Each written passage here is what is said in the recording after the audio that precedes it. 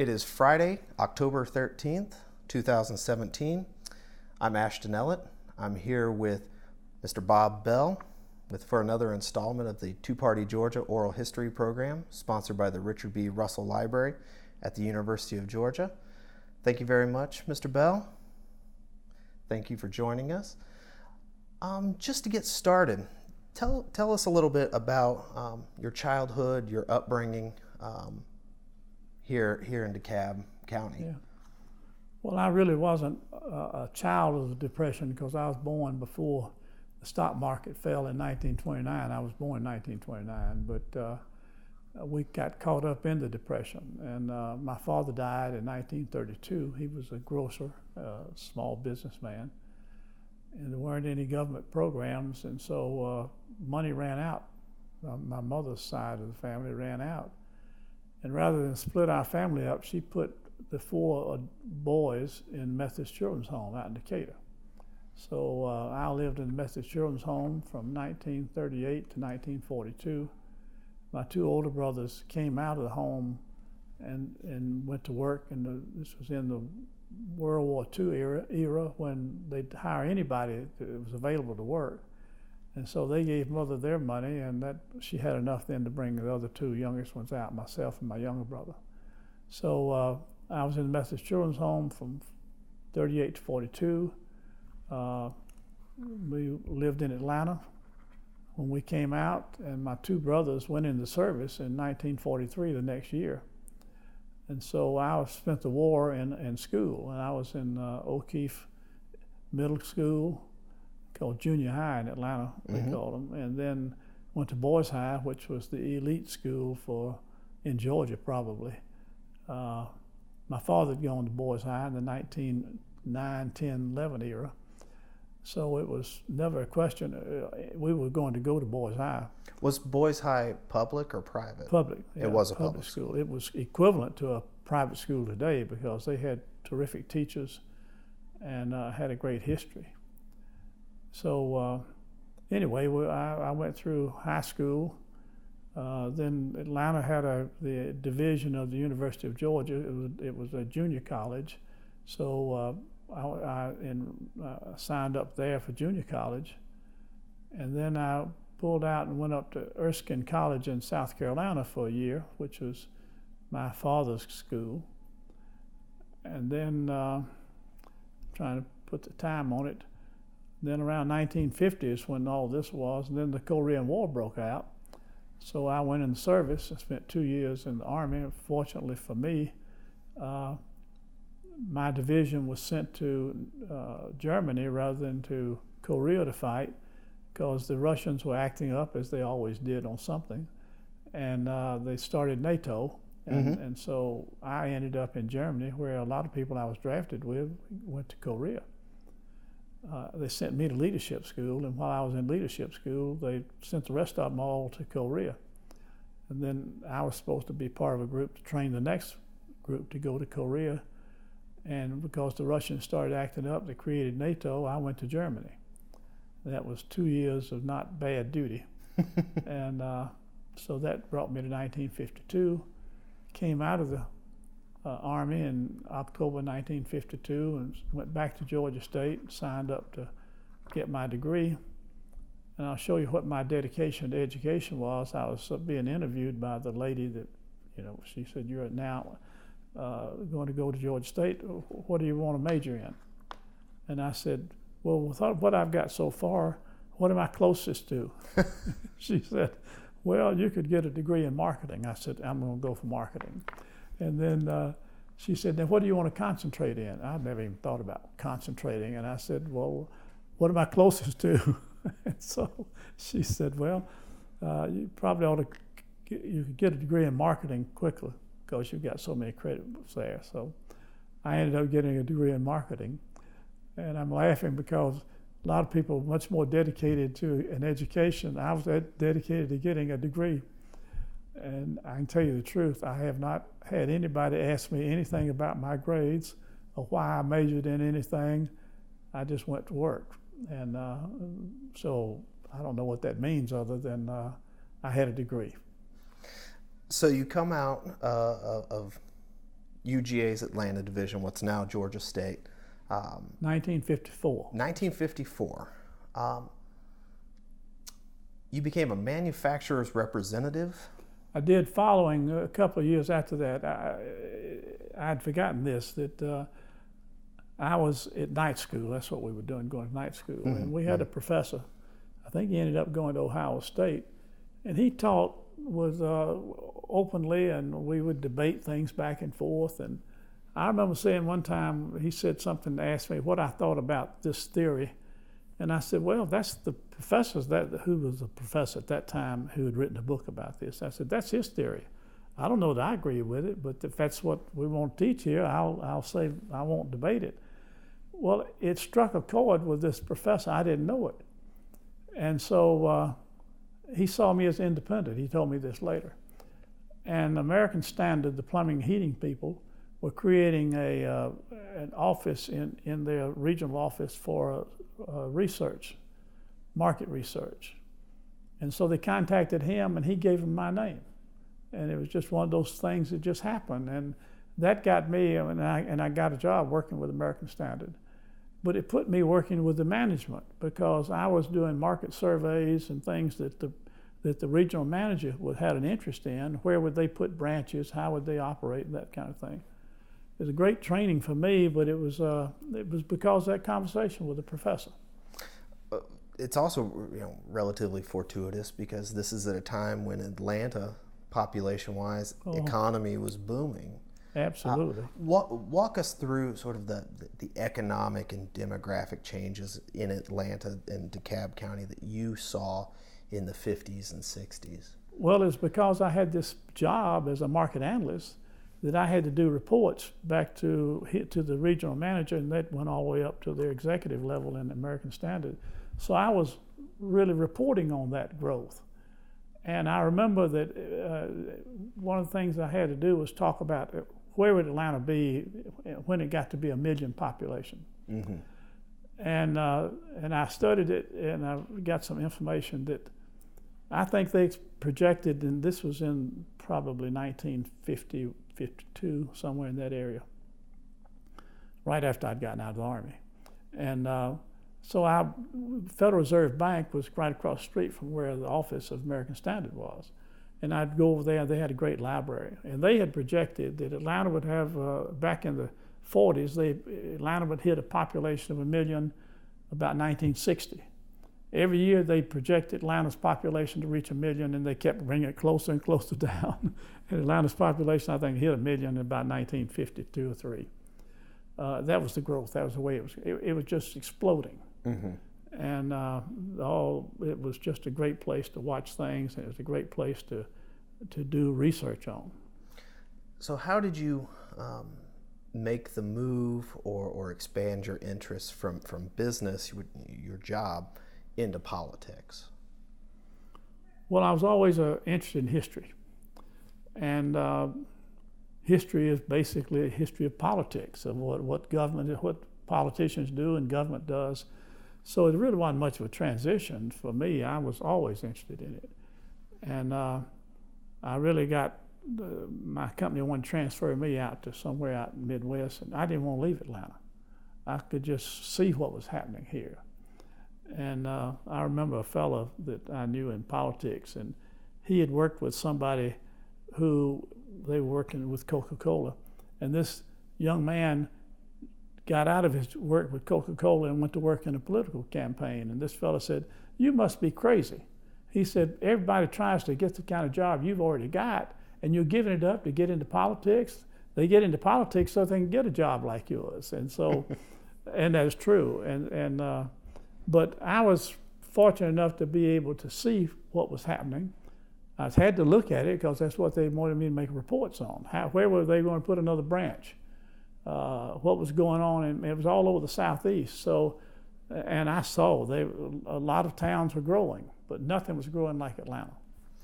What are your earliest memories of Georgia politics or Georgia politicians? My earliest memory was when I was in the children's home. They took us to the DeKalb County Fair, and I saw this fellow over there with horn-rimmed glasses and people talking to him. I didn't know anything about his name. It was Eugene Talmadge.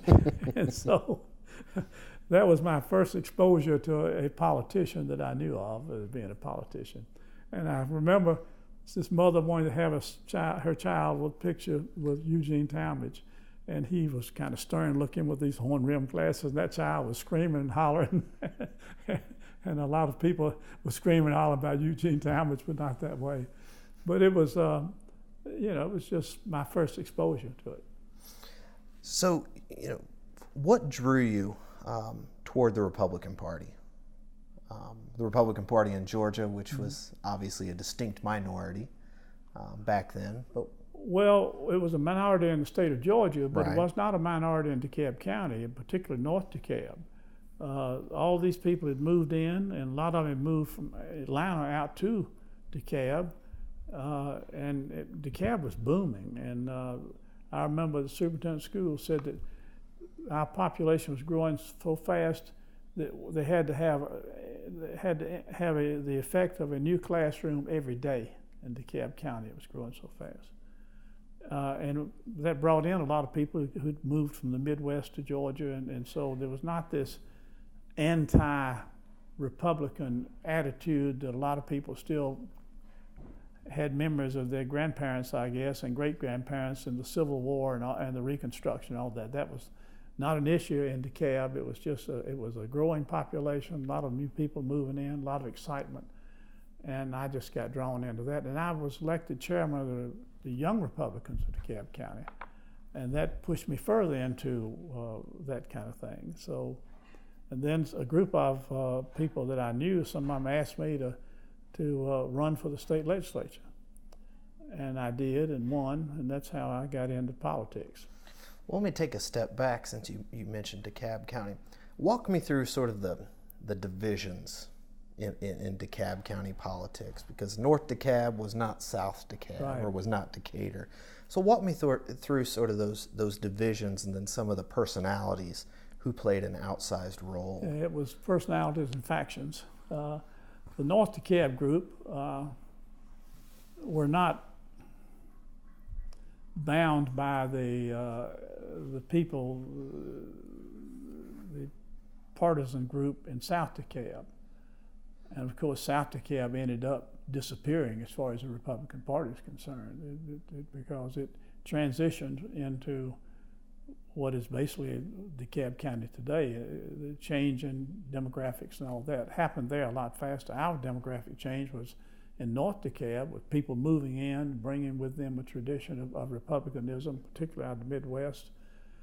And so we didn't go through what they did in South DeKalb. We had to stand up for what we believed, though, because the people down in South DeKalb were very, I don't like to use the word conservative, because conservative in South DeKalb meant you didn't argue with anybody down there. You just did what the hardware group wanted you to do, hardware store. That was where their office was kind of centered down. Was this Tom Davidson? Tom Davidson. We were not encumbered with that in North DeKalb. We were just people who were interested in government, and then we were growing so fast that when they reapportioned, found out we had enough people to get 4 more House seats. And DeKalb went from maybe, I think, 3 or 4 House seats, and then the next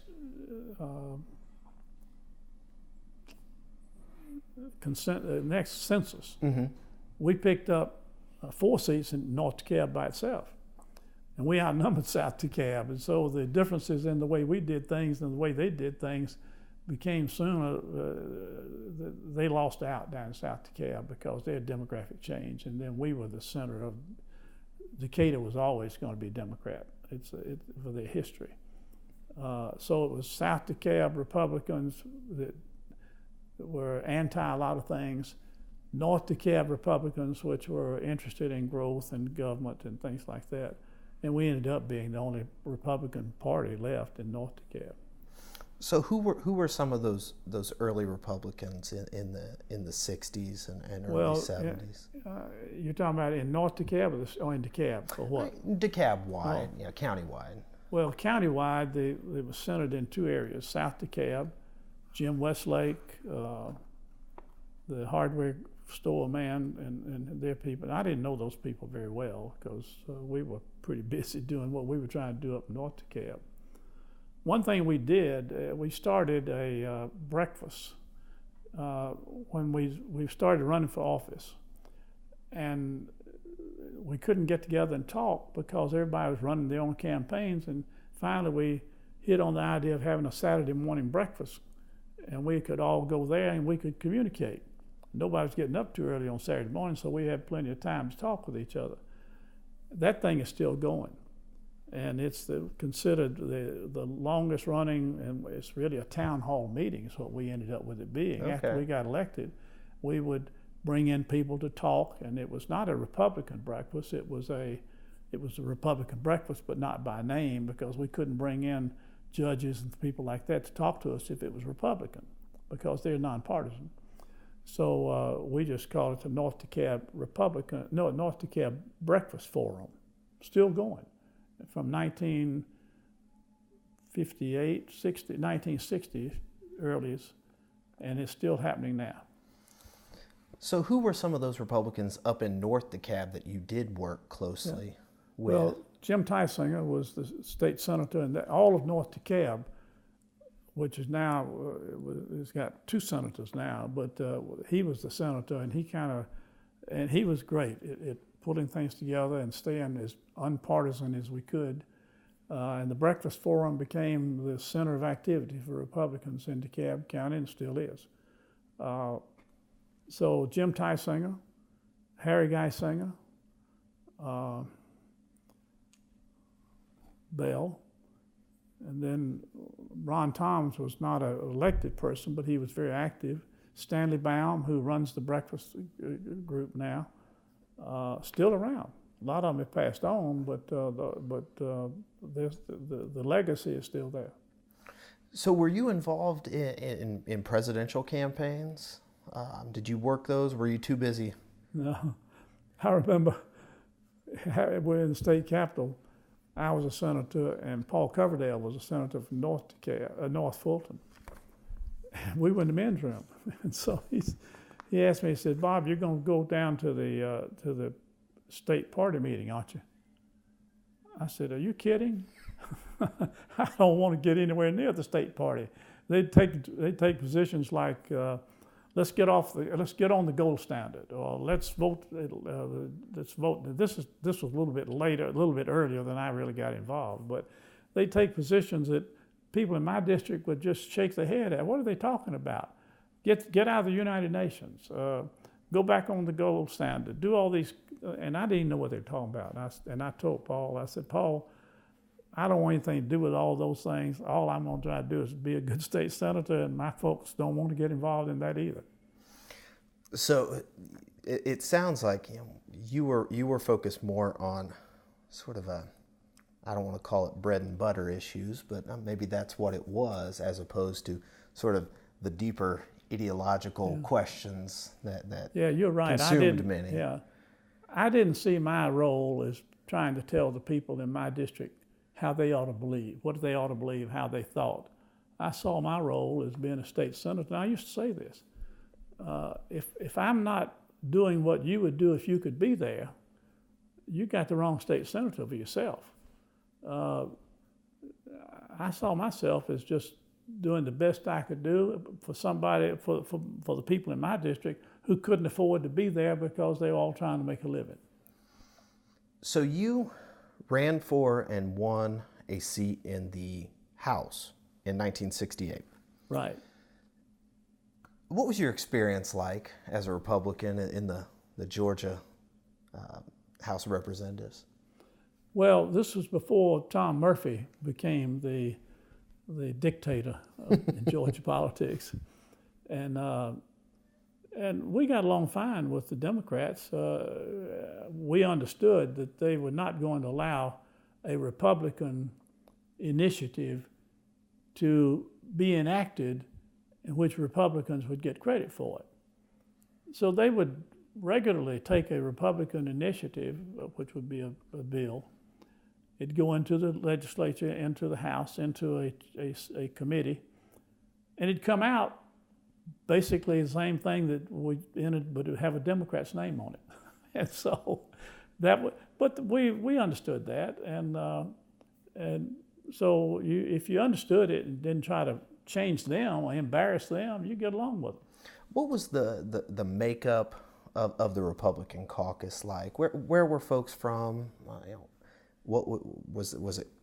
A collegial group? Things like that. Well, it changed quickly. I say quickly because after about 1960, whenever Bo Calloway ran for, not Bo Calloway, Bo Calloway ran for governor. 66, yeah. See, okay. There were a lot of Republicans in Columbus, Georgia. Mm-hmm. There were a lot of Republicans in Macon. There were Republicans in Savannah. And so it was, I don't know how you call it, collegiate or not, but when we had our caucus, we talked, and nobody emerged at that point as the head of the caucus. They had caucus officers, but we weren't bound to do what the caucus said, and so we got along fine. So there wasn't actually a minority leader at the time? They had a minority leader. I forgot. Well, one of them was from Macon. The guy that did the most as minority leader was, you said his name a while ago. He was ended up being a state senator from North Florida, not Coverdale. He came in after that, but Mike Egan. Mike Egan, that's right. And Mike was a sharp guy and non-controversial. He saw the big picture. He was good at getting people to work together, and Coverdale did too, but he was behind Mike Egan. So what were your policy goals personally, and then what were the goals of a Georgia Republican Party in the State House?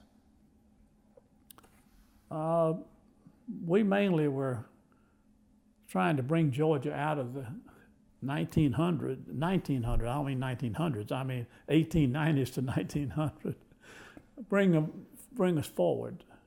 The old county unit system had been abolished by the Supreme Court, but the politics of the county unit system still existed. We were trying to do something about education. That's what everybody ever ran for anything in Georgia was going to do something with education. I would challenge anybody that sees this to look at themselves. You couldn't be as bad as we were in education without it being designed to be that way. And I'm serious about that. I saw them take money when they would create a surplus every year by underestimating the revenue. And then the revenue would come in at the rate that revenue came in, and they would divert that over into a supplemental budget and build buildings and pay cash for the buildings, absolutely to prevent that money from going into education. And they called themselves conservative. And we had to educate the media. We had to educate the Atlanta Journal-Constitution, which is a big Democrat paper anyway. And the Cox family were Democrats out of Ohio, and they brought that attitude, and it still is in the Atlanta papers. But we had to educate a population that they really weren't Democrats. And once that happened, and we got a governor as a Republican, you saw it switch. Everybody became Republican when they found out what the Democrats really were. And we'll talk about that down the road. But you decide to leave the House and run for the Senate. 71, 72 is the election. 72, yeah. What prompted you to make that simple, leap? It wasn't very scientific, very simple decision. And I had been trained as a market analyst, so I guess some of these things came naturally to me. I looked, and I never saw anybody running from the Senate to get into the House. There was never a transition that way. Everybody wanted to get into the Senate.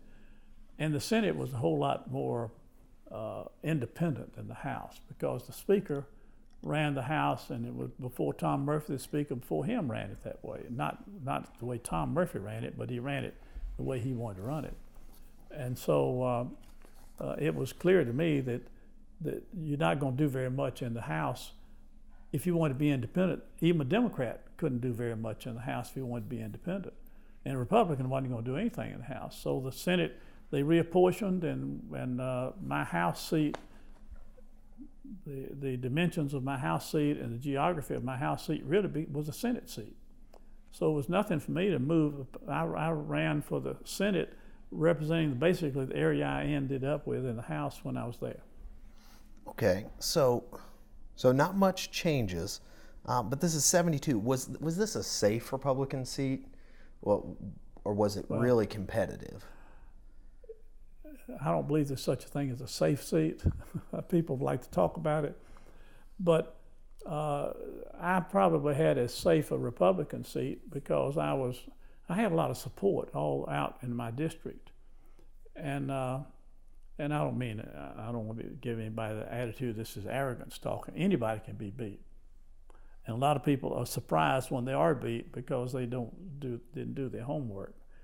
But I was fortunate enough to have support with had friends all over the district, and we had a system where we mailed every week during the session. We didn't have any money; they didn't give us anything, but they would give us stamps. And so we mailed out a summary every Friday of what went on in the Senate that week.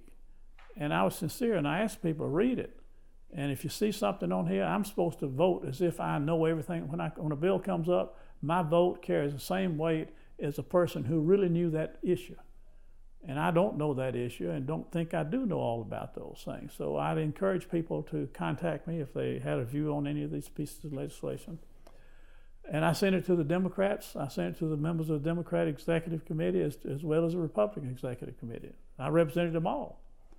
So it made for a good relationship.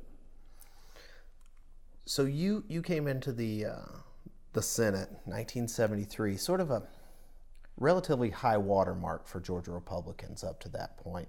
With 1972, Richard Nixon had absolutely clobbered George McGovern.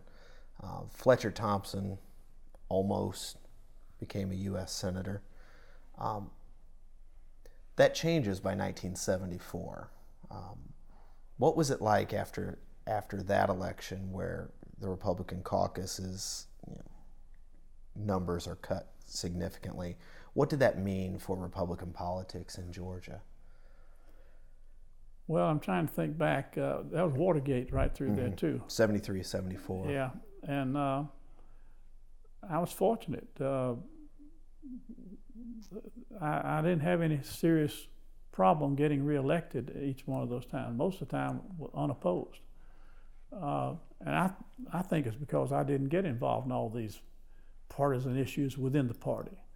I saw my role as to do what any one of my constituents would do if they were sitting there, because that's what I saw my role as, and it worked. And I didn't, even during the Watergate, post-Watergate election, which washed out a whole lot of Republicans all over the country. I think I got 66% of the vote in my election. But I was never associated with all of that partisanship. Tell me about Paul Coverdell, sort of what he was like as a Republican, as a legislator, as a party leader. Paul was a brilliant guy, and he worked harder, I guess, than anybody I know. He worked a whole lot harder than I did, because I was trying to run a little business at the same time, and Paul he saw the big picture.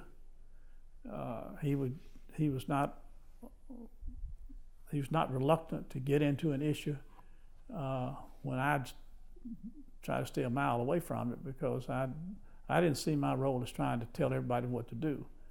And I don't mean that Paul did, except he was a leader, and being the leader, he'd have to take positions, and he guided the Republican caucus in the Senate. We'd talk about issues, and he'd never say, "You got to do this." He'd just say, "Here's what I'm going to do," and he was a great guy, a brilliant fella, and he ended up, as you know, went all the way to Washington as head of the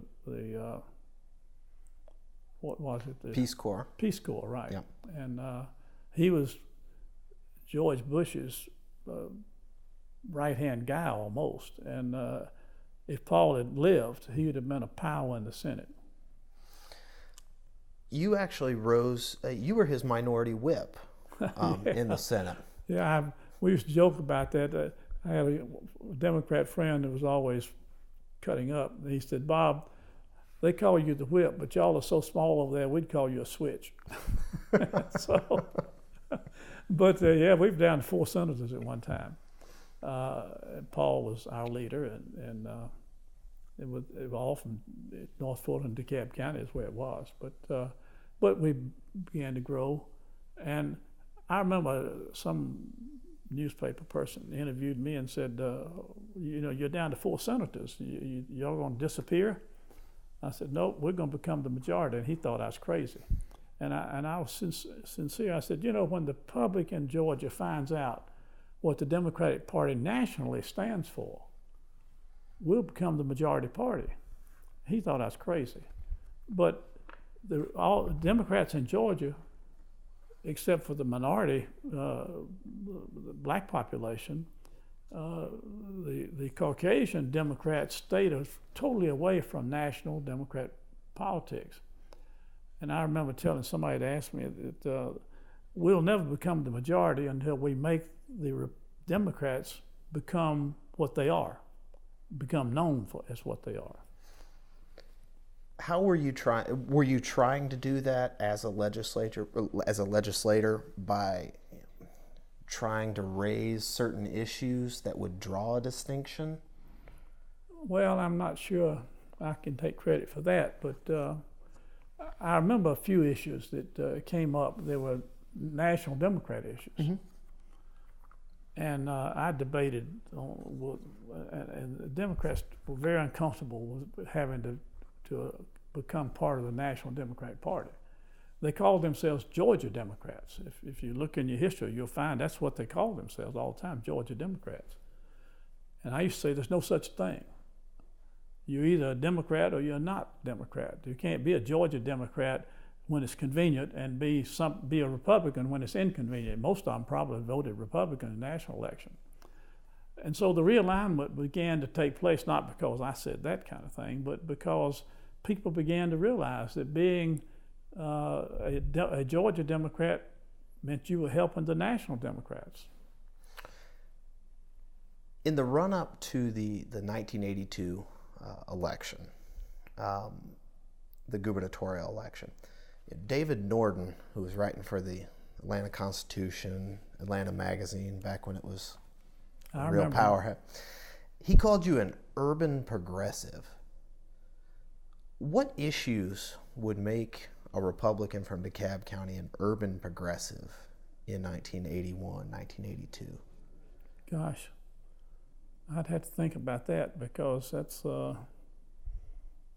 it doesn't stand out in my mind as that. If you can prompt me some way, I might know what you're talking about. Transportation, for example. MARTA, yeah. GDOT. Let's talk about MARTA for a second. Let's talk about MARTA. MARTA would not have passed.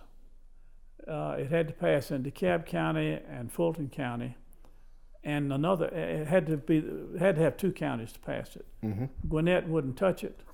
Cobb certainly Cobb County wouldn't touch it. And so it came to a vote. What they were voting on was a 1-cent tax to fund MARTA. And the North DeKalb, and I'd forgotten about this till you brought it up, the North DeKalb Republicans, we in the House and Senator Jim Tysinger, came out for MARTA. It failed in South DeKalb because they just weren't going to have anything to do with it. It kind of broke even in Middle DeKalb, which was Decatur. Mm-hmm. A lot of people voted against it. It was about a 50-50 in Decatur, in Middle DeKalb.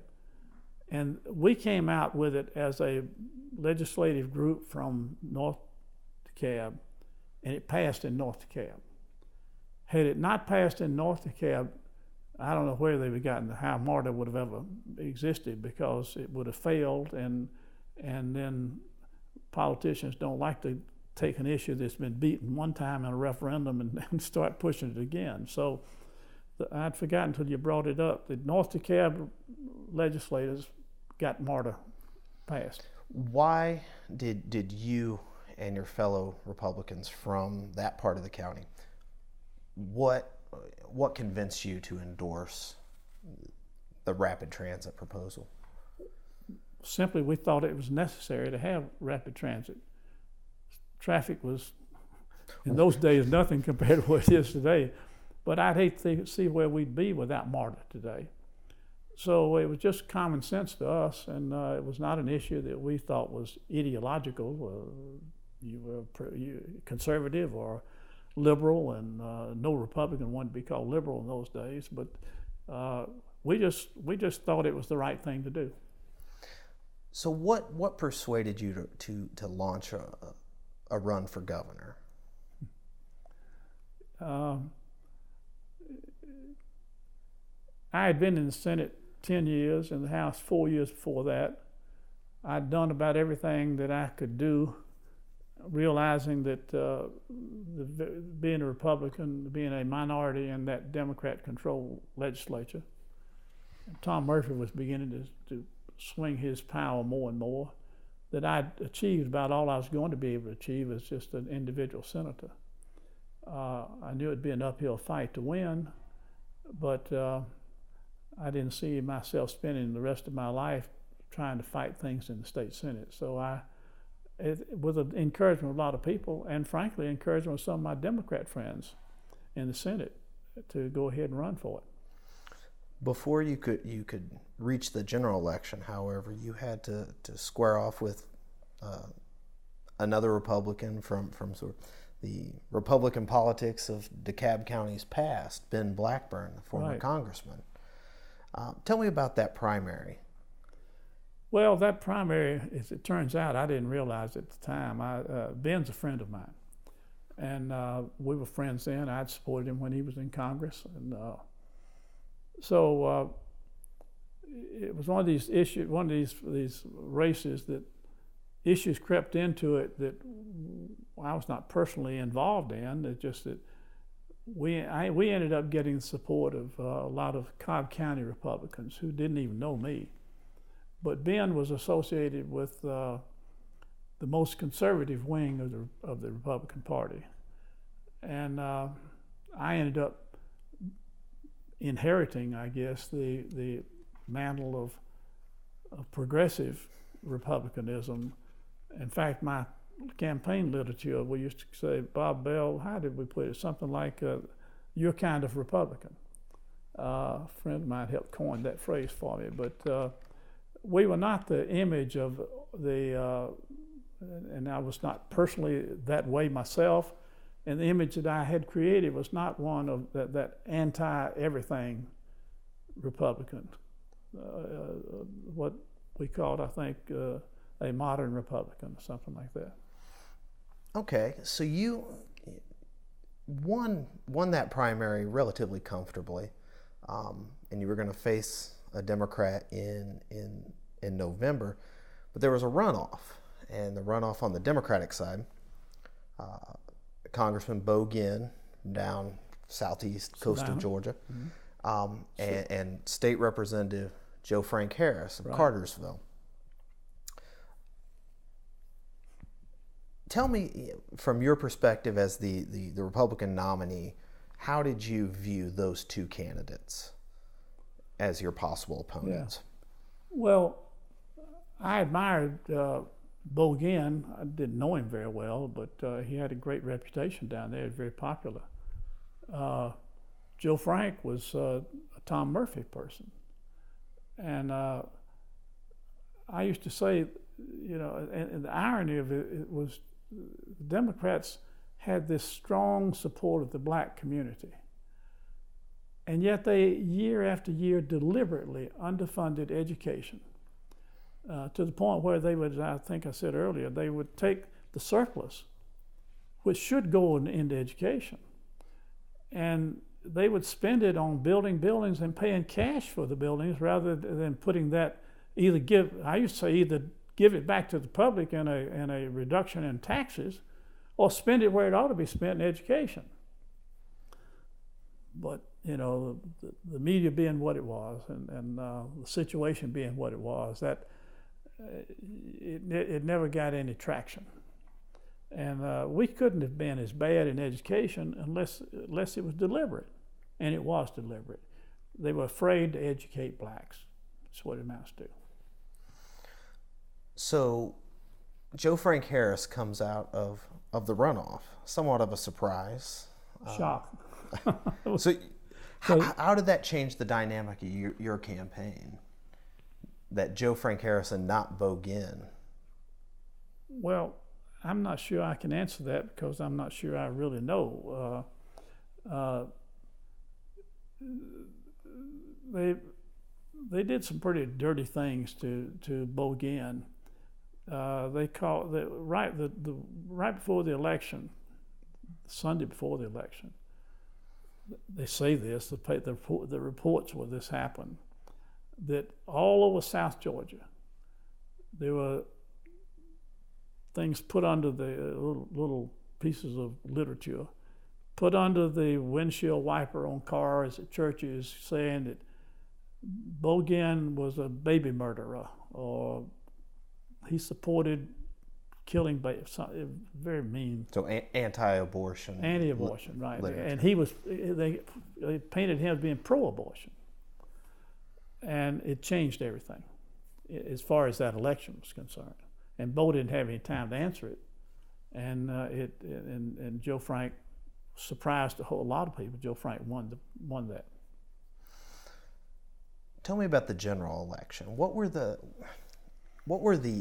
key issues that you tried to frame or make your own in that election? Yeah. I tried to make education and crime I'd been involved in a lot of crime work. Sure. Too, the two issues. But Joe Frank had $6 or $8 million to spend, and we raised $1 million, which surprised me. I know how we could raise $1 million, but Guy Milner was my fundraiser, and he was good, but he was running with his hands tied behind him too. But the issue was Joe Frank just ignored me, and he had advice. In fact, who's the bald-headed guy that was very active in National Democrat? Whatever his from name. Louisiana. Yeah. James Carville. James Carville. He was an advisor. I've been told this to the Joe Frank campaign, and he was quoted. It was quoted to me as that he told Joe Frank. They said, Joe Frank, Bob Bell cannot beat Joe Frank Harris, but Joe Frank Harris can beat Joe Frank Harris. You don't want to debate him. You don't want to answer anything he says. You just ignore him and act like you've already won the election. And he took that, and he did it. And we tried every way we could with no money to engage him into debates. Couldn't do it. And there were so many reasons that the black community should have jumped on my bandwagon completely, even if it didn't like Republicans, because he was part of the group that, with Tom Murphy and the leadership in the House, that refused to put money into education, refused to cut taxes, and they shouldn't cut taxes. They should have raised that money and put it where it should have gone over. Wouldn't put it in education. They were afraid to educate blacks. Was that something that you and your campaign tried to consciously do, which was link Joe Frank Harris with Speaker Murphy? I'm not sure how Murphy was not that controversial in those days. We did at times, and somebody said, "You're talking House politics, and the public doesn't want to know about that." And we really couldn't make him be what he really was, which was Tom Murphy's candidate. And so it was. We had a problem. Did you get any support from the state party, or was this at a time where you were on your own? Well, that's basically true of, in those days, state party didn't have any money either. And the National Party was not going to spend much money in Georgia. They didn't see a chance for a Republican winning. So we were on our own. So you're unsuccessful, even though in the press, most of the press lauded the effort of your campaign. But you go from being a constituent-focused representative and senator, gubernatorial candidate, to leading the state party that you've spent your entire political life trying to stay away from. Did you lose a bet, or was this? Well, that was a shock to me too. We had run the election and lost the election, but we did not embarrass the party. We didn't embarrass anybody. And ran a credible race for not having any more financial support than we had. In a bad cycle for Republicans generally. Yeah, bad year for Republicans. But the Republicans, and I never got involved in all these things because, as I said, I kind of steered away from party politics. But they had in January something they had begun, I don't know, 8 or 10 years ago, I guess, when Nixon was president. They would go down to Callaway Gardens and they would have a January 20th, which was when Nixon was inaugurated. All of them inaugurated on the 20th of January, and they had a party. They'd have a party, and they'd have a good group come down.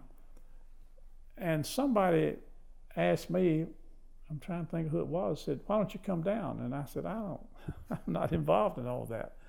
And they said, "Well, yeah, but you basically are the leader of the party because you were the gubernatorial candidate and you ought to come." So I came down and had a good time and seeing people that had helped in my campaign from all over the state. And lo and behold, they decided they wanted to, the party chairman at that time was Fred Cooper. Mm-hmm. And Fred told me that he was going to resign because he had to spend more time back in his business. And I said, fine. It didn't mean anything to me. He said, "And we want you to be the party chairman." I said, "You what?"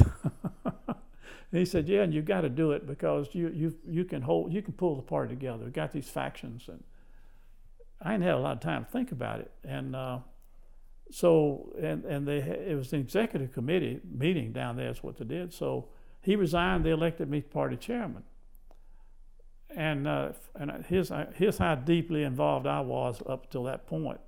Fred told me, he said, "Now, Bob, in January when you're in Washington," I said, "Why am I going to Washington?" He said, "Well, that's the mid-year meeting for the National Republican Committee. You've got an RNC meeting to be at." And I said, "Well, why would I be involved in that?"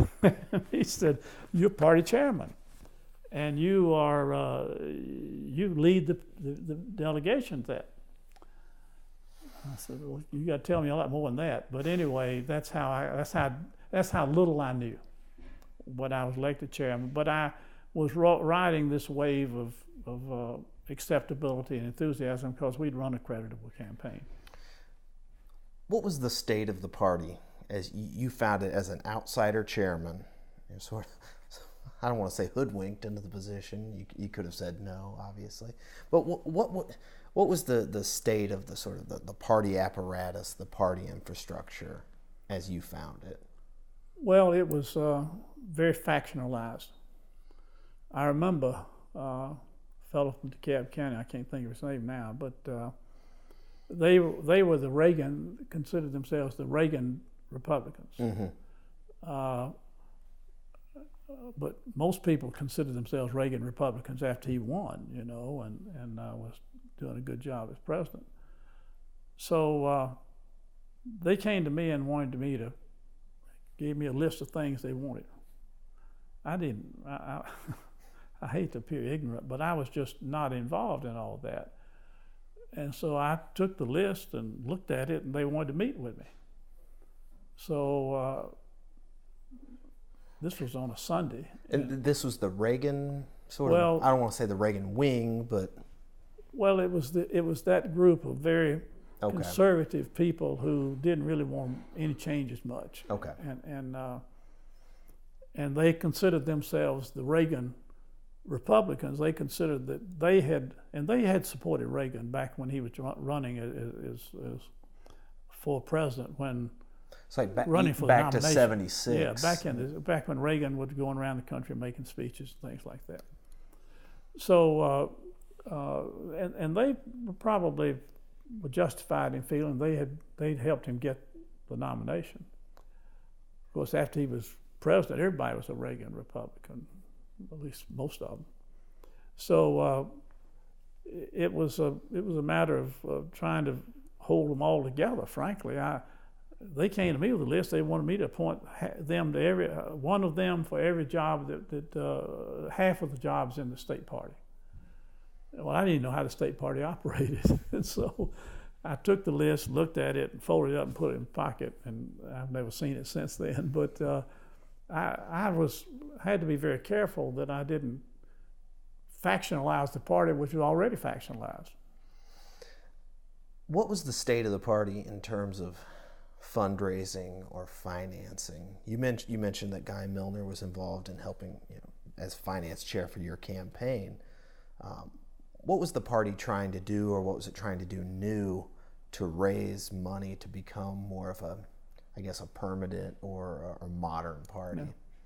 Well, fundraising for the state party in those days was basically to raise enough money to keep the state party doors open. What they do today and all the money I hear them talk about, and I hear these campaigns costing all that money, I shudder at it, because we never had that kind of money to operate on. And so it was a matter of really, as far as I was concerned, is keeping the state party offices open. And we'd have fundraisers. We'd send a letter out asking people to send money in, and we'd raise $30,000 with that. And that didn't take many of those to keep the party offices going. And I was more interested in building a solid state party than I was in getting involved in individual elections. And I remember they had a situation up in one of the North Georgia counties, had a runoff for sheriff. And this is where Republicans, been Republicans up there since before the war between the states. So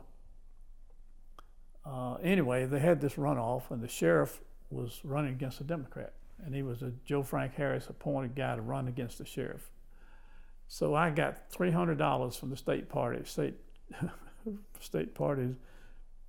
treasury. Not I didn't have any money myself, but we went up there, and for $3, I think you could buy an ad on the local radio station.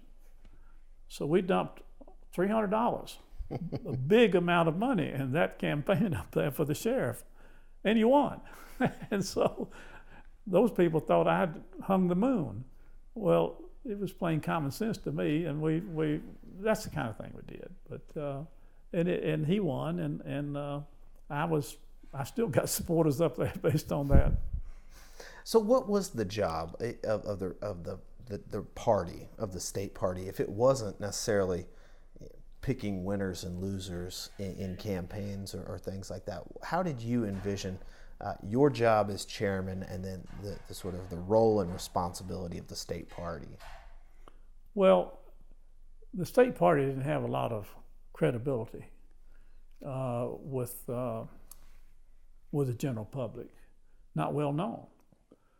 And I had run for governor, and therefore I had some credibility. And I spent time going around the state speaking for the state party, speaking as the state party chairman in various localities to various groups. And we did add some credibility to the party. Okay, so you decided you could have run for an additional term, but you didn't. And Paul Coverdell became party chairman in '85, I believe. Yeah, I don't remember the date. Yeah, probably. Did you remain active in Republican politics? No, in fact, Paul was a friend of mine, and Paul wanted to be state chairman of the party. And nobody really knows about this, but I told him that I was going to resign. I really wasn't going to resign. I wasn't going to run for re-election as state chairman. And he asked me not to make any announcements on that because he would like to be state chairman if I'm not going to run. Mm-hmm. And I don't say this bragging, but I was popular with the Republican Party because I had and I say Republican Party, I mean the various offices and around that the party had. I had a little 1-minute commentary on WGST radio called the WGST Forum, and once a week I would go out there and would record what I wanted to say about whatever it was. Well, I was state chairman at that time. After I'd already been doing the 1-minute thing, then they elected me state chairman, and so and I was attacking Democrats all the time with this. I saw my job as to make the Democrats become a party, and when they became a party, then I knew we'd become the majority party. And so I was doing things like that. Well, that's a good way to segue into sort of the more analytical portion of our interview. Why were the Georgia Democrats able to hold on to power so long in the state of Georgia? Reconstruction. That's where it goes back to. Unpack that for us. What do you mean by that specifically? Well, it's kind of like Franklin Roosevelt ran against, who was president when Herbert Hoover. Herbert Hoover. He ran against Herbert Hoover for the rest of his life. And many Democrats did. Well, yeah, and they were always looking for something to hang it on, because that's what you do in politics. You make the opposition look bad. And so the Reconstruction era is what in the South was the fact that lost the war was just one thing, but they wouldn't let the Reconstruction get out of anybody's mind. And they came back and they had Jim Crow laws and they had all these things. The truth is that prior to probably 1960, the Republican Party was basically blacks. And John Kennedy and Bobby Kennedy changed all that. But up until then, the Republicans they call them post office Republicans. They were there to get, anytime we get a Republican president, well, they got all the benefits of it. So it's just the way we had to deal with what the situation was.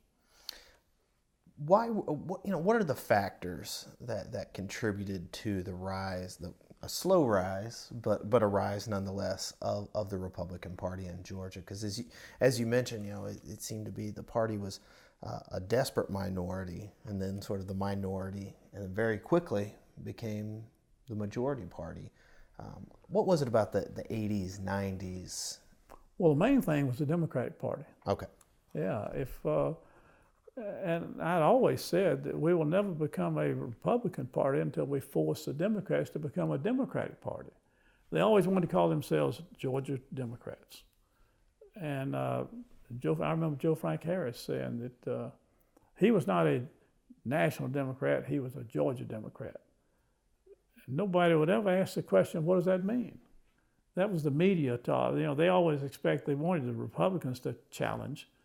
And you got to understand that most of the media in those days were Democrat. A lot of them still are. But I was right, and I wasn't the only one who knew this, but we could not become a dominant party. We couldn't even become a real party until we forced the Democrats to become identifiable with the National Democratic Party. What did that mean necessarily, that to tie the Georgia Democratic Party to, I guess, more fiscally and socially liberal policies? Well, socially more than fiscally, I think, is the truth. But the National Democratic Party is very liberal. The Georgia Democratic Party was not that liberal, but it had to in fact, I argued this in a discussion in one of these television programs, that you can't be a Georgia Democrat and ignore the National Democratic Party. They were very successful in doing that, highly successful in doing it, because there was no Republican Party to challenge them. Well, when we got to becoming of enough credibility to be challenging them what their National Democratic Party, they were all trying to say, we're not that group, we're Georgia Democrats. I was saying you can't be that. You're either a Democrat, and there's nothing left to be except Republican, because there isn't any independent party in the United States. And we made enough of an impression that other people started picking up the same thing and asking. You mentioned earlier, when we were discussing that the Harris-Ginn runoff, that Joe Frank Harris's campaign had made his pro-life, his socially conservative credentials sort of front and center in that campaign. How important was the rise of Christian conservatives and social conservatives coming into the Republican Party to the sort of the growth and development of a more competitive GOP here in the state? I'm not sure I can answer that, because I'm not sure I've thought about it enough to give you a good answer, except that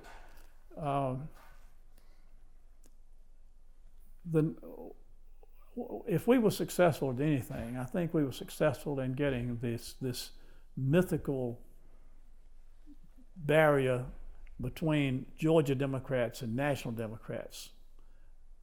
We were successful in getting that redefined as myth anyway. Mm-hmm.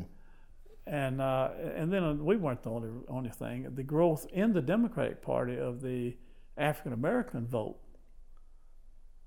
it was more important than what we were doing, because the African Americans saw this Democratic Party that they were being told they had to be full allegiance to, doing everything they didn't want done.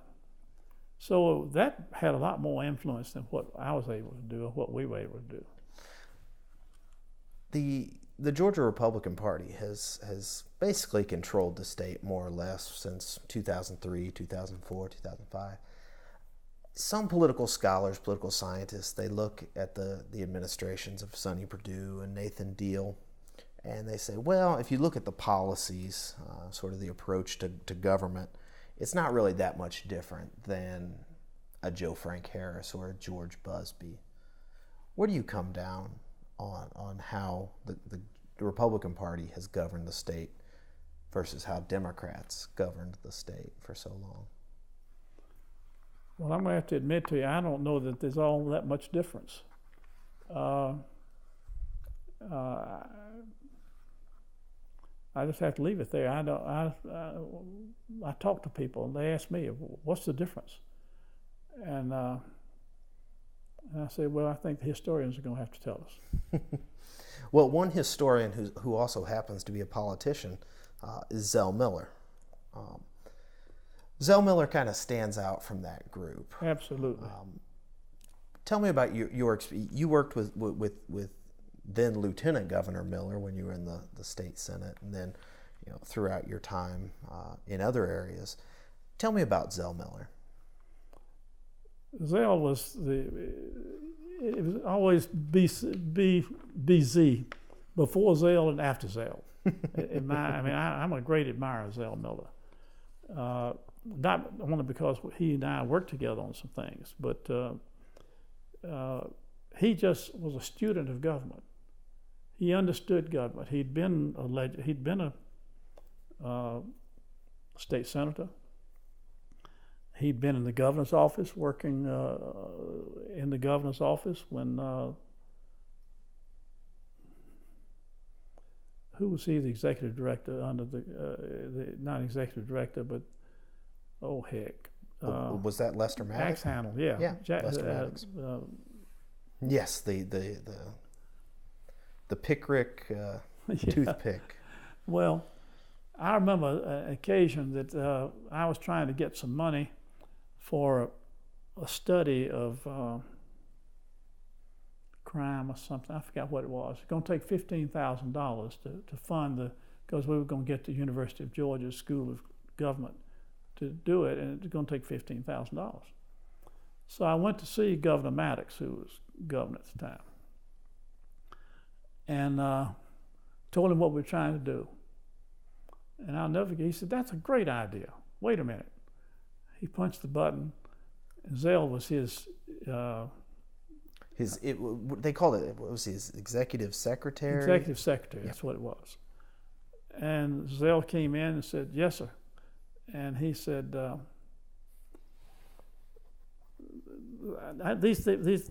he says, "Bell needs $15,000 to get this study, and the University of Georgia is going to do it. Get it up for him, will you?" That was all there was to it. And so, we didn't see any money, It was sure. They said it. He didn't pull it out of the drawer or anything. Right, but it was. The governor has there's a name for it, a fund that discretionary fund, and so he took it out of that. But I have to give you another story that is a great example. I was in the Senate, and gosh, these names go out of my head. Who was the black leader? He ended up as a state senator. He sat next to Tysinger in the Senate, and I sat down. I was District 5, and I was down on the front row down there. But you know it. I just can't think of it. Well, there's Leroy Johnson. No, he was after Leroy, but he just died. He was head of the NAACP. Julian Bond. Well, Julian, we invited Julian to come out and speak to our Saturday morning breakfast groups that I was telling you about. So Julian comes out and he talks to us, and he said something about when he was Julian had been in when he was elected to the House, and they wouldn't seat him, and the Republicans had to help seat him. Yeah, they helped seat him, but the international, not just national, international media had this. Mm-hmm. But anyway, Julian said that when he was first elected, that he looked around, and this was when Carl Sanders was governor, mm-hmm. and he said he knew that there were no black members anywhere in the state of Georgia on a draft board.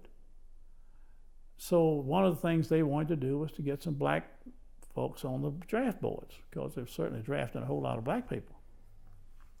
So they went to see Carl Sanders, he and some of the other black leaders. And Sanders said, "You sure about that?" And he said, "Yes, sir." And he said, "Well, I'm going to look into that. Just rest assured I'll look into that." And he said, "I guess he's still looking into it, because we never heard any more from him on that." So he said, next election, Lester Maddox wins. And so they go see Lester Maddox. And he said, "I have to tell you, we thought when we went to see Carl Sanders, we'd get some help. We knew we weren't going to get anything out of Lester Maddox. We thought we knew that." He said, went to see Maddox, and he said, "Tell me that again. What did you just say?" And he said, "There are no black members on the draft boards in the state of Georgia." He said, "Wait a minute." He said he picked up the phone and called and says, "Come in here a minute." And Zell was his administrative assistant, what do they call him in those days. He said, "Zell, these fellows tell me that there are no black people on draft boards in the state of Georgia. Is that right?" And Zell said, "Yes, sir, I believe that is right." He said, "You draw me up a proclamation right now. We're changing that." And so I said to Julian, who was talking to our breakfast group, I said, "Julian, why don't you tell everybody that?" And he said, "Bob, you think I'm crazy?" They don't want to hear it, But and Lester Maddox had to live down his reputation. But if you could break the pre-governor Lester Maddox and the present and the governor Lester, if that was the dividing point, Lester Maddox did a lot of things he didn't get credit for it because of his reputation, his axe handle. Well, I want to get your assessment of the other governors that you served under too, because right after Lester Maddox, you have Jimmy Carter. Jimmy Carter, somebody who governed different than he campaigned. differently. Absolutely. What was your assessment of Jimmy Carter? Well, he was the hardest campaigner I ever saw. I couldn't agree with things he did, but I'm sure he didn't stay awake at night worrying about what I thought about what he did. But he had his eyes on the White House from the time he, I guess, got into the governor's office. And I had a little bill that I found out that and I really heard it when who was the mayor of Atlanta? That first black mayor of Atlanta? Maynard Jackson. Maynard Jackson. I heard Maynard Jackson making a speech. I was in my car and I was just listening to it on the radio. And he said something about if I'm elected mayor, or when I'm elected mayor, we're going to have a requirement that any police officer that is a police officer in the city of Atlanta for the city of Atlanta has got to live in Atlanta. Well, I'm DeKalb County, and a whole lot of my folks live and worked in Atlanta and things like that. And I thought that can't be fair. If you're going to either make them move in Atlanta or fire them. So I went down to Legislative Council and got a bill written up that said it is the policy of the state of Georgia that no local jurisdiction can require its employees to live within that jurisdiction. It was aimed at that very thing, and so all hell broke loose when I introduced it because nobody knew it. Everybody felt like what I was trying to do was to require that not be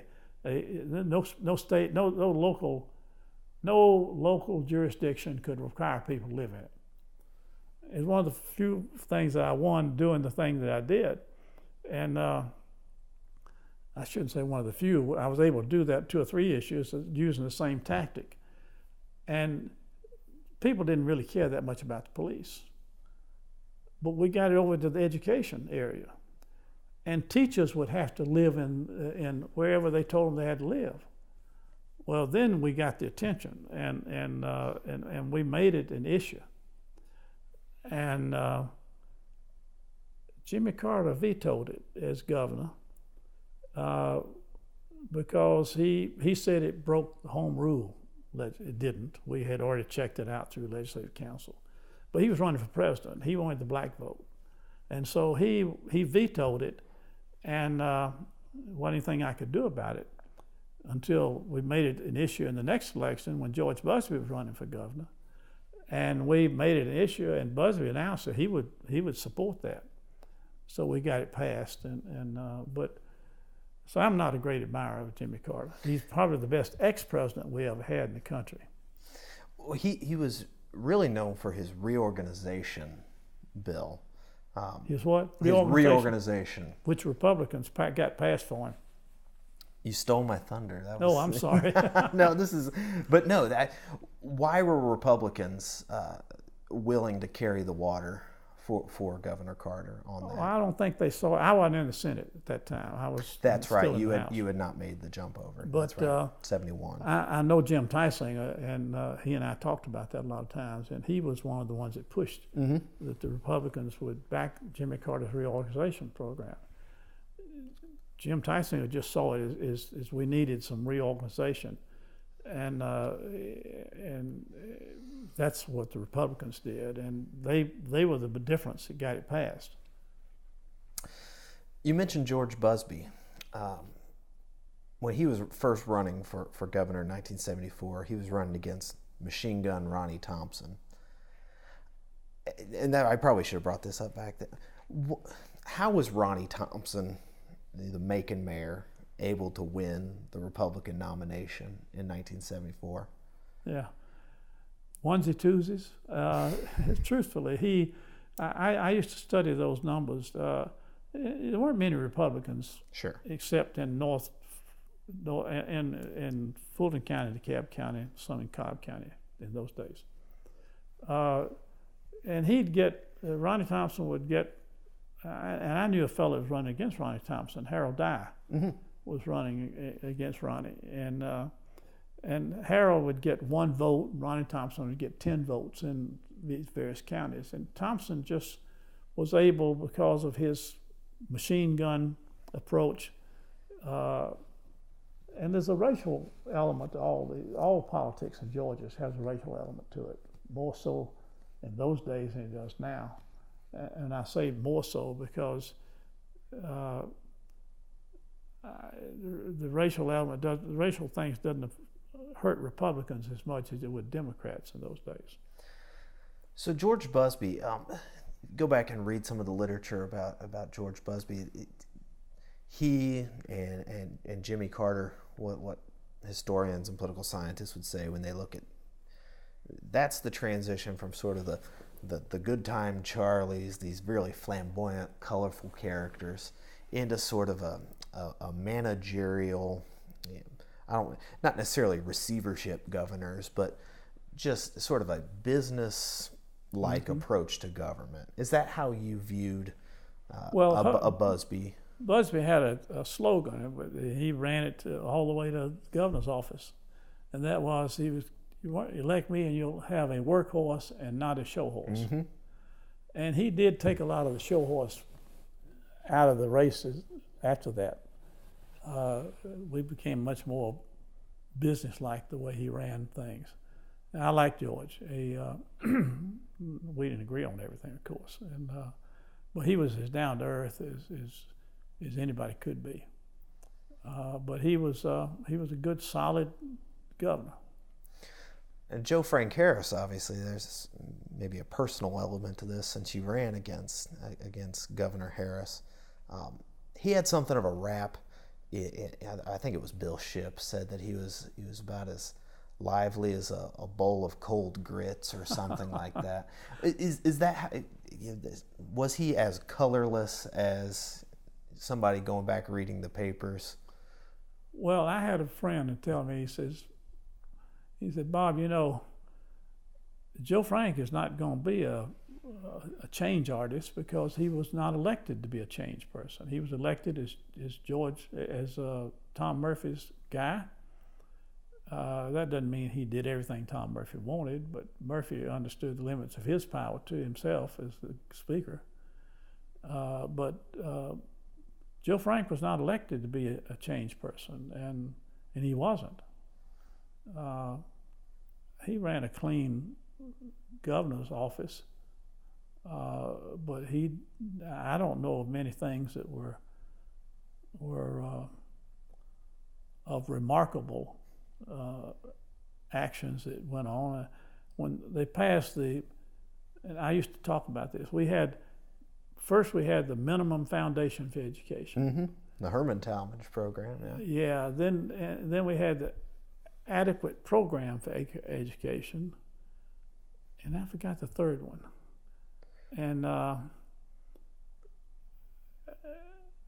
maybe one was before the minimum and adequate, but I used to say, think about the 3 main words in those things: minimum, adequate, and there was another one, I forgot that. Joe Frank Harris's was the quality basic education, QBE.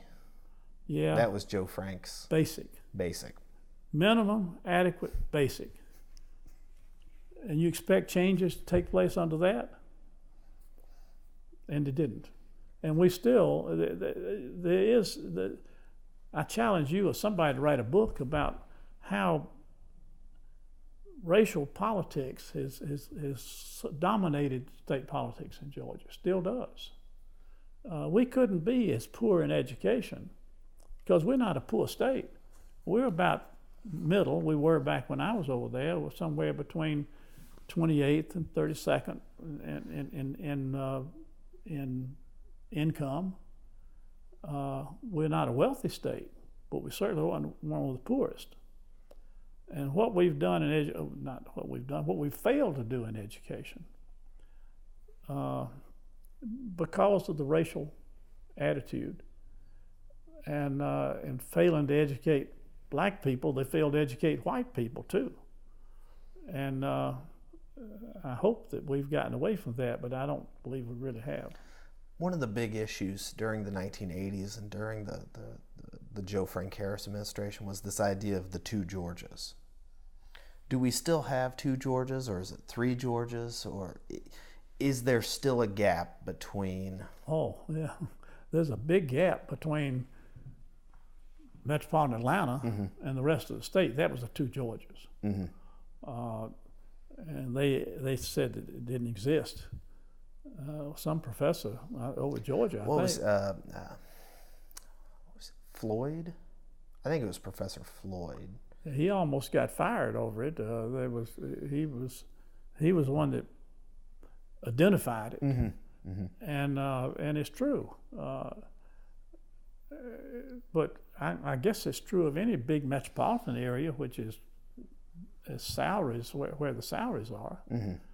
You know, education was funded through the property tax, ad valorem tax, because the value of your property was the value of your estate, really. And so that's where the money for education was come from. Then when we've transitioned to this new culture that we have, or economic culture anyway, where it's salaries, it's what people make, and they don't make it off the value of their farm. So they've had to find a way to fund education, which they did through sales tax and things like that. But we are somebody's going to write a book someday, and they're going to identify how Georgia has failed its own population by not educating them when we could have educated them. And they're going to find where the money was there, and they intentionally diverted it over into other things. And when you build a building and pay cash for it to keep from putting it in education, that's criminal. And we did it. When we were talking about Zell Miller, how was Zell Miller different from his predecessors?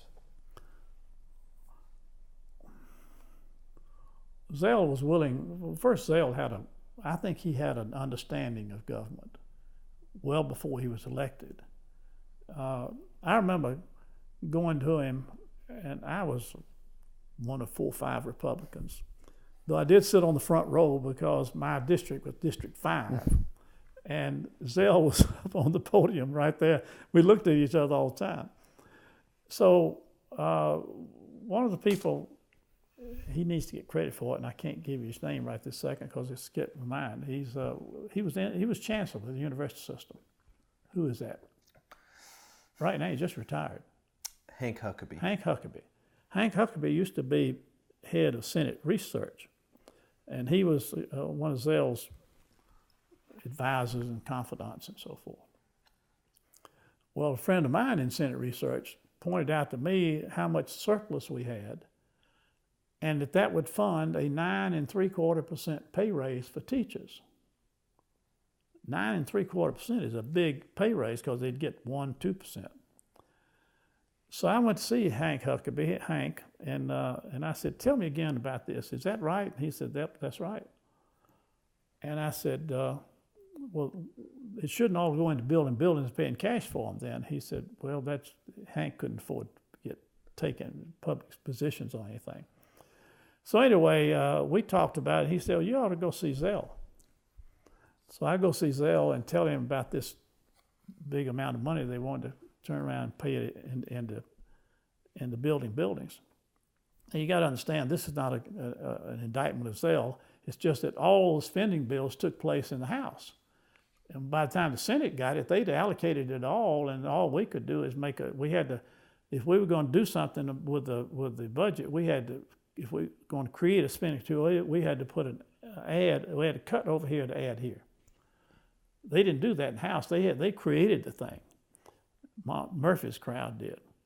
So I told Zell about this money there, and I said, "That fund a 9.75% raise for teachers." And he said, "Let me think about this." So he didn't think very long. He checked on it, and he said, "Bob, you're right. Go to it. And I laughed and I said, Zell, there are 4 Republicans and one of them's right here.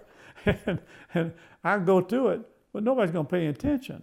He said, I'll help you. And I said, if you'll help us, we'll get it done. He said, I'll help you. And so we announced that we were going to go after this money for teacher pay raise. And Zell literally, I saw him. He was out there. Well, first place, Governor Busby said, that's the most, he used the word crazy, but the most irresponsible thing that we've ever had. Irresponsible to take that kind of money like that. Tom Murphy said, over my dead body. And so, but we got the teachers. And it was funny watching it because a real strong supporter of Tom Murphy, when his teachers in his local county, his local community started calling him and said, we want that money put over here, Murphy's power evaporated. Not forever by any means, but on that issue. And so we were able to get it, and Zell, it became known as the Zell Bell bill. It was really, Zell was the one that got it done.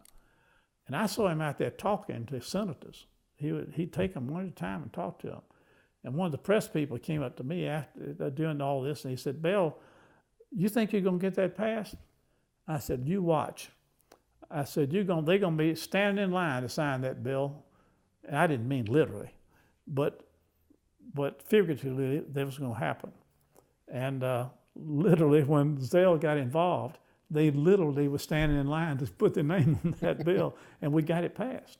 And the governor was going to veto it, and it became so popular with teachers in their own local area that they lost all their power on that one issue, not on everything. But I did learn how to invigorate the local people against their own representative when it needed to be done. Well, Zell Miller is probably best known for the Hope Scholarship, probably his lasting legacy in Georgia politics. Do you think it was that enabled him to overcome Guy Milner's really strong challenge in 1994?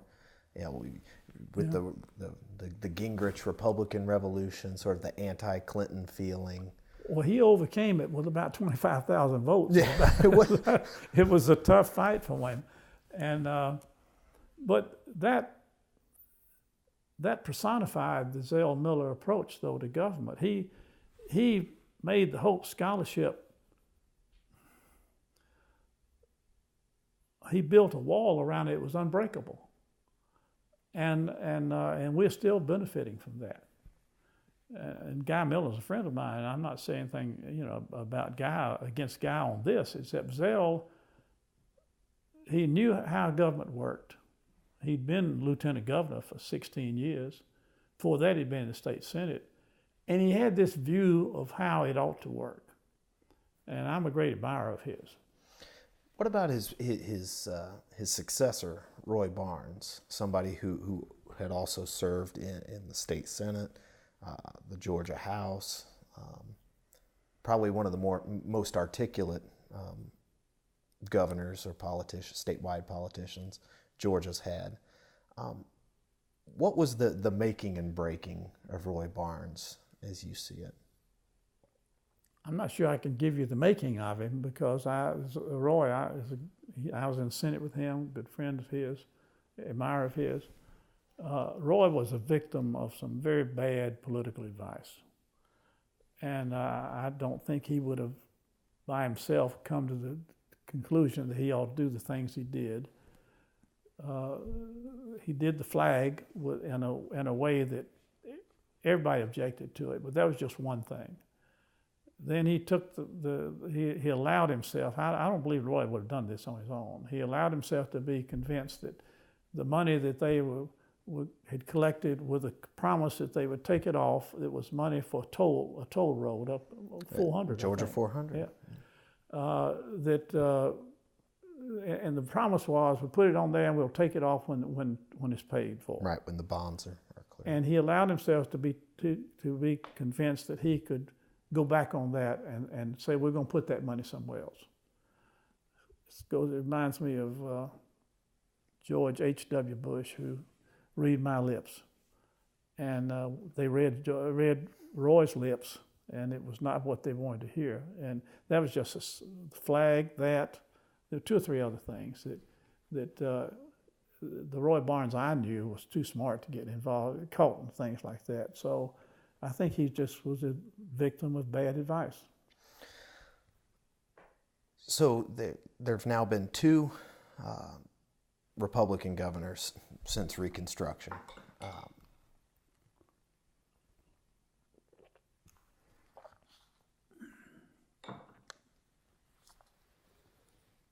Sonny Perdue and Nathan Deal, both of whom switched from the Democratic Party to the Republican Party. Both had been state legislators, state senators, and obviously Nathan Deal had been a congressman from the 9th District. What is the biggest threat to Georgia Republicans and their majority in the state? Failing to do what they've said they would do is that's going to be the thing, I think, that will sink anybody in the future, because we got this instant communication. Mm-hmm. There are no secrets. If you say, read my lips, you better have your lips say what can be read. So what's the threat? Is that what's the issue? Question? Yeah. What would imperil? I mean, the Republicans have supermajority. I believe they still have supermajorities in both houses. All the statewide offices. It's a solid Republican Georgia now. Is there anything that can imperil that? Well, there are probably a whole lot of issues that can, if they're handled in the wrong way. I think if any governor, anybody sitting in the governor's chair, who begins to believe all the good things that his own people say about him, is what can cause that to happen. And the public, very fickle. It can turn against you as much as it can be for you. Any Republican governor has got to realize, I would say this in the future, any Republican governor in the future has got to realize that the media being what the media is not normally going to be supportive of a Republican. At the national level anyway, the media is very, very liberal. And probably a lot of that carries on down to the local. So not as liberal as the national, but more liberal than the voting public is. So that's the thing that they got to be careful about. Don't get ahead of your people too far.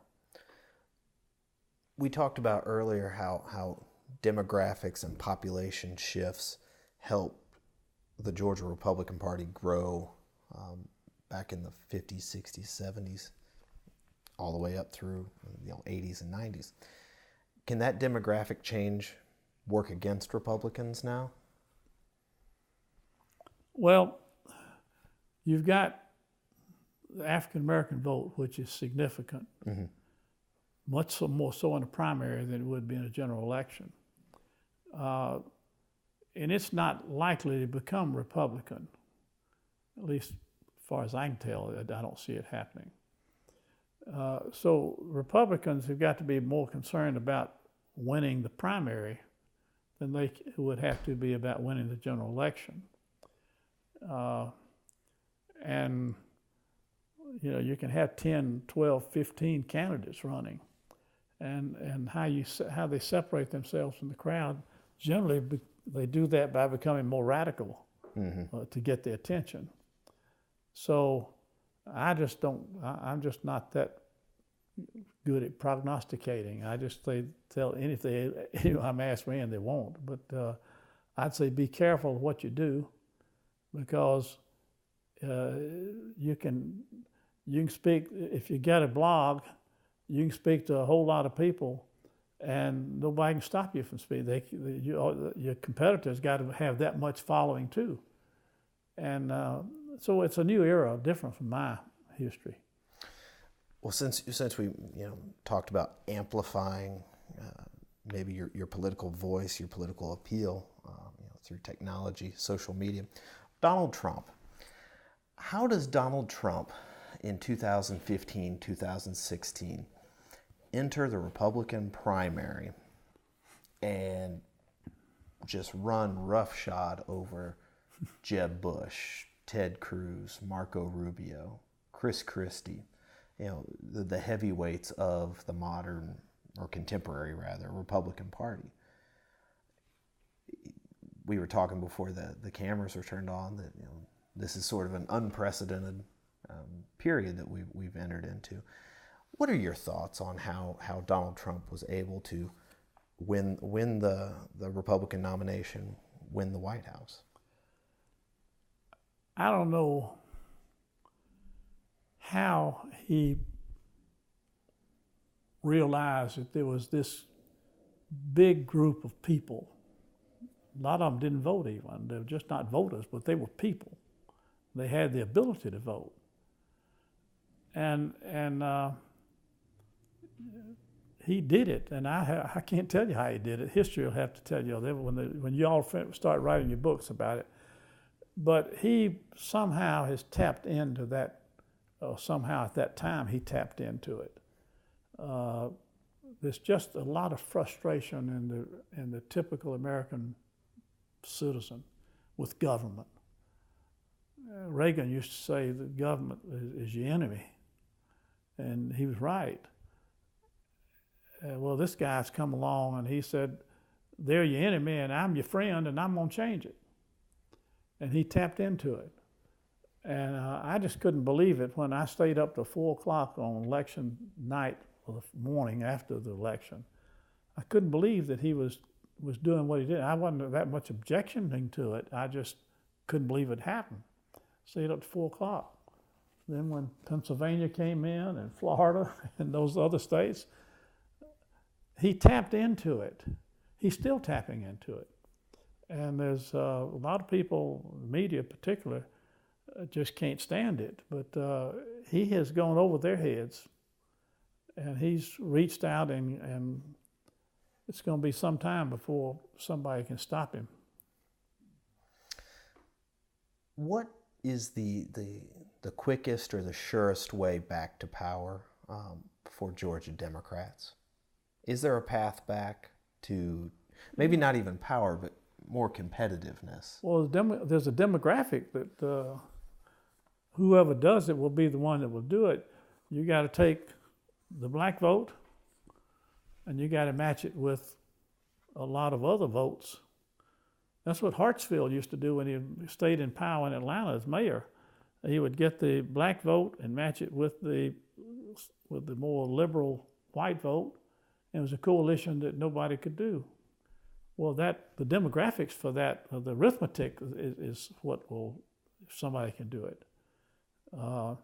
What Trump has done is he's ignored the African American vote, and he's had to get a majority, mm-hmm. and he's reached out and gotten it without the African American vote. And I don't think that's a good thing for the country, but it's what he's done. But African American leaders, though, have got to ask themselves now, how do we deal with this? What does Georgia politics, its coalitions, its factions, the voter makeup, what does it look like 10, 20 years down the road? If I knew that, I'd be selling my time to you. But we'll adjust to it. The African American vote has got to quit being monolithic.